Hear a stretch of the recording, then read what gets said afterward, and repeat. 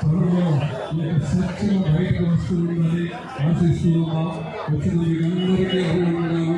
రైతులపై జరుగుతున్న గొడవలు అరికట్టబడాలని, రైతులపై ఇష్టానుసారంగా మాట్లాడుతున్న వారిని దేశంలో ప్రభుత్వం వాళ్ళని కట్టుబడి శిక్షించాలని ఈ దినాన్ని మనమందరం కోరుతున్నాం. త్వరలో ఆఖరి సమయం వెళ్తూ ఉన్నాం. ఆఖరి మళ్ళా తిరిగి మన యొక్క నిరసనను తెలియపరుస్తున్నాం.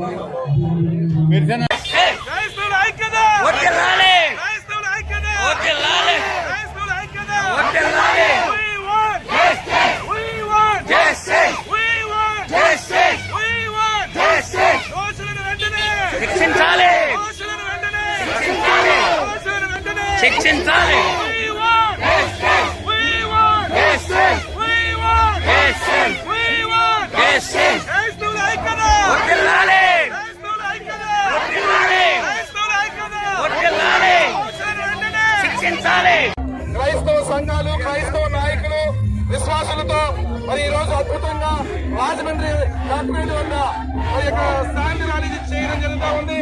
ఎంతో మంది క్రైస్తవులు ప్రవీణ్ గారి మీద జరిగినటువంటి ఆ యొక్క దాడిని బట్టి న్యాయం చేకూర్చాలని కోరుతానికి వేలాదిగా మరి ప్రజలు తరలి రావడం జరిగింది. క్రైస్తవులకు న్యాయం జరగాలి, మతం నశించాలి, మరి క్రైస్తవులకు హక్కులు నెరవేర్చబడాలని ప్రభుత్వాన్ని మేము శాంతియుతంగా కోరుతా ఉన్నాం. కనుక ఈ శాంతియుత ర్యాలీలో పార్టిసిపేట్ చేసినటువంటి సేవకులకు, మరి సేవకురాలకు, విశ్వాసులకు, సంఘ నాయకులకు, మరి పోరాట యోధులకు ప్రత్యేక ధన్యవాదాలు తెలియజేస్తూ ఈ యొక్క క్రైస్తవులపై జరుగుతున్న పోరాటాలు అరికట్టబడాలని ఒక ప్రత్యేకమైన చట్టం భారతదేశ ప్రభుత్వం క్రైస్తవులకు ఏర్పాటు చేయాలని మరి సంఘాల పక్షంగా, సేవకుల పక్షంగా మేము కోరుతూ ఈ రోజు రాజమండ్రి మరి కాకినాడ వద్ద వినతి పత్రం అందిస్తా ఉన్నాం. జై యేసు మహారాజుకి, రాజుల రాజుకి, ప్రభుకి.